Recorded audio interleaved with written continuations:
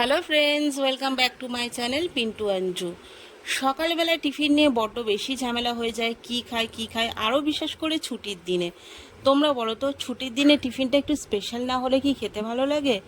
তো দেখো, আমি কারি পাতা নিতে চলে এসেছি। না, কারি পাতা শুধু খাবো না, কারি পাতা দিয়ে যে টিফিনটা বানাবো সেটা হচ্ছে কি, না মুখে বলবো না, চলো তোমরা দেখতে থাকো কি বানাচ্ছি। তার আগে দেখো আমার ছেলে কাঁদছে।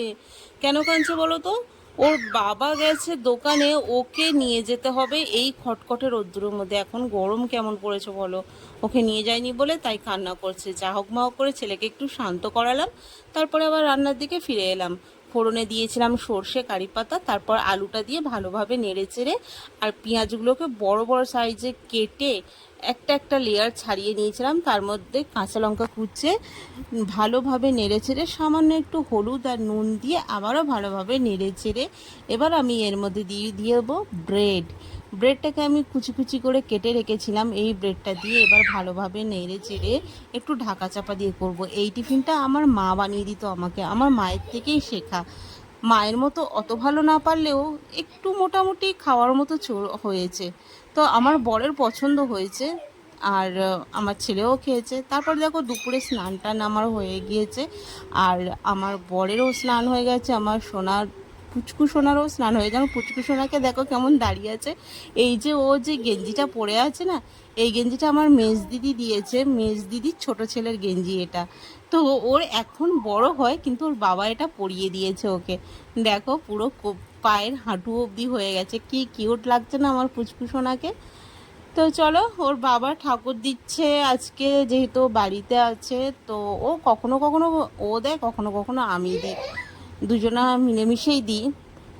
যখন যা সময় হয়ে যায় সে তখন ঠাকুরটাকে দিয়ে দেয়। এই হলো আমার ঠাকুর, বেশি ঠাকুর নেই, সব যে কটা আছে এই। তারপরে দুপুরে খেতে বসেছি, বাবানের খাওয়া হয়ে গিয়েছে, বাবানকে আমি খাইয়ে দিয়েছি।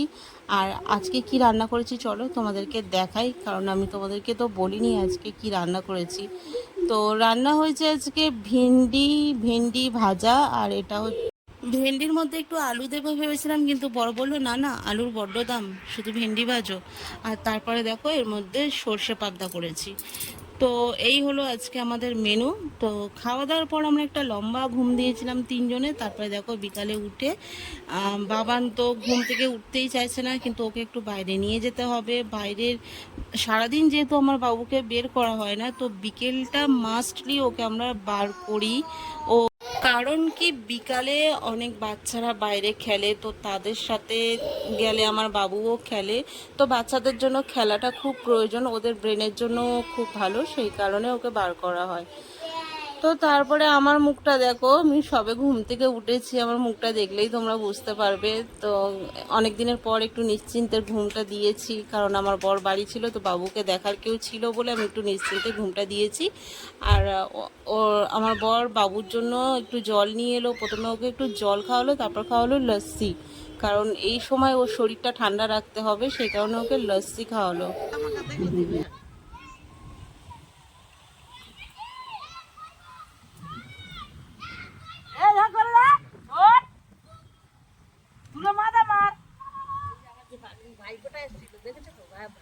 ওই করে রোজ, ও তুলে দেবো যত, ওর এটাই কাজ, এখান থেকে নিয়ে আর এই যে বলটা ফেলবে আর আমি তুলে তুলে দেবো।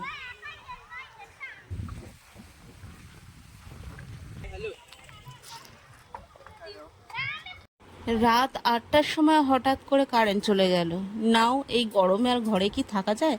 তাই বাবানকে জামা পরানো হচ্ছে, বাইরে নিয়ে যাওয়া হবে বলে। বাইরেটা দেখে বুঝতেই পারছো অন্ধকার, আর আমাদের এটা এমার্জেন্সি লাইট জ্বলছে। তো তারপরে কারেন্ট চলে এসেছে, বাবানকে ঘরে দিয়ে ওর বাবা একটু দরকারি ফোন করছে বাইরে, আর আমরা খাচ্ছি এখন বসে বসে চিপস।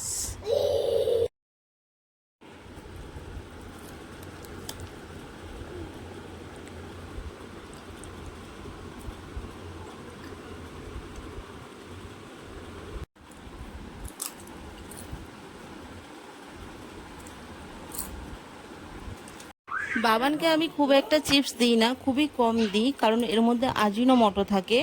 আর এখন যেহেতু বাবানকে আমি ফের রাতের খাবারটা খাবো, সেই কারণে একটা চিপসের প্যাকেট আমরা দুজনেই ভাগ করে খাচ্ছি। কিন্তু আমার বাবানকে দেখো, ও ভাবছে মাম্মাম আমার থেকে খাচ্ছে কেন। তো যাই হোক গে, ওর এটা ভাবা স্বাভাবিক, ও এখন ছোট মানুষ, বুঝবে না। তো এর মধ্যে আজিনোমোটো থাকে, সেই জন্য চিপস আমি বাবানকে খুব একটা বেশি দিই না। তো চলো, এরপর বাবানকে রাতের খাবারটা খাওয়ানো খাওয়ানো হয়ে গেছে, ওকে রাতের খাবার খাইয়ে দিয়েছে। আর ও দেখো ঘুমানোর জন্য নিচেই শুয়ে পড়ছে ওর বাবা। এই যে ওর বাবা বিছানা করছে। তোমাদের বাড়িতে কে কে বলো তো হাজব্যান্ডরা বিছানা করে? আমার বর করে। কারণ কারণ আছে, কারণ হচ্ছে আমার বর হচ্ছে টান টান বিছানায় শুতে পছন্দ করে, যেটা আমি পারি না। আমি বিছানা করলে আমার বরের পছন্দই হয় না। একদিকে ভালো, চলো আমাকে তো আর বিছানা করতে হচ্ছে না, ওই করে নিচ্ছে। আমি করি, বাট আমি মাঝে মাঝে করি, কিন্তু বেশিরভাগ বিছানাটা ওই করে। কারণ ওর পছন্দ মতো না হলে ও মানে ওর শোয়াটা নাকি ঠিকঠাক হয় না, ওর ঘুমটা নাকি ঠিকঠাক হয় না। তো একদিক থেকে আমি বাছোয়া, আমাকে খুব কমই করতে হয়, ওকেই বেশিরভাগ বিছানাটা করতে হয়। দেখো একটা বালিশ নিয়ে কতক্ষণ ধরে নাড়াচাড়া করছে। একটা সামান্য বালিশ পাতবে, তার মধ্যে এদিকে টান করছে ওদিকে টান করছে, মানে ওর অনেক ফ্যাগরা আছে। এত ফ্যাগরাভাবে আমি বিছানা করতে পারি না ভাই, ও করুক। তো দেখো বিছানা কমপ্লিট করে দিয়েছে, আর কি সুন্দরভাবে বিছানাটা করেছে, একদম টান টান, দেখে আমার শুয়ে পড়তে ইচ্ছা করছে। কিন্তু তার আগে খেতে তো হবে। বাবানের তো খাওয়া হয়ে গেছে, আর আমাদের দেখো পুষ্টি ভাত করেছি আজকে। আর এই যে আলু মাখা, চানাচুর, কাঁচা লঙ্কা, কাঁচা পেঁয়াজ দিয়ে মেখেছে। আর এই চানাচুর দিয়ে আলু মাখাটা আমি আমার বরের থেকে খাওয়া শিখেছি।